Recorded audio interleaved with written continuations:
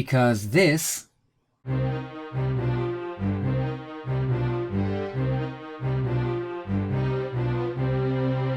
is not this.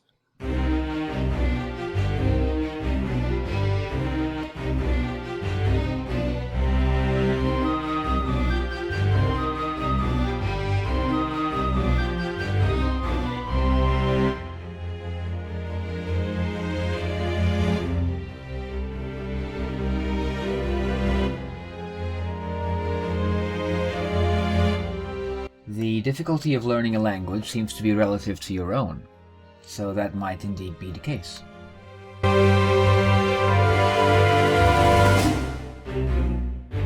Yes and no.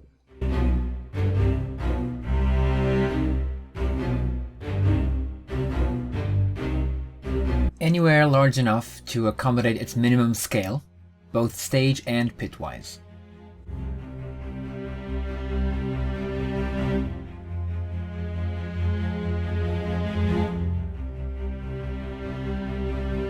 "80 is a pretty typical number for full orchestras.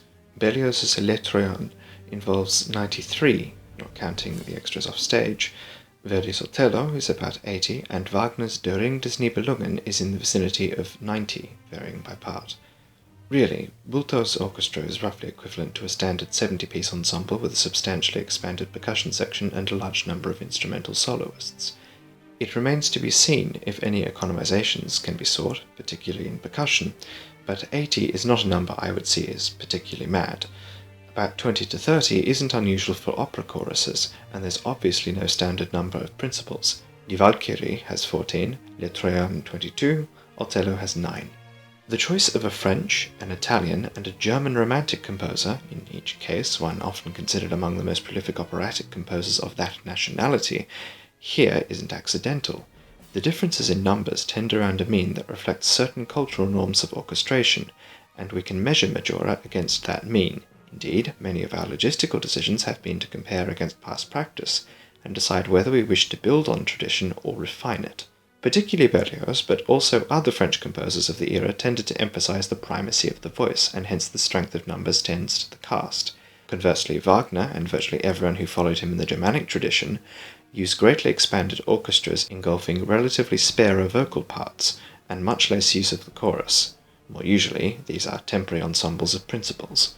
Bulteau is a particular admirer of Berlioz's practice, especially concerning the voice, and scale, but is far more pragmatic. If Majora were written by Berlioz, I have no doubt that the orchestra would be about twice the size, with quadrupled wind, include several offstage brass and percussion batteries, and a full-scale model of the moon to drop on and obliterate the theatre, at least the part containing music critics. Now that's show business.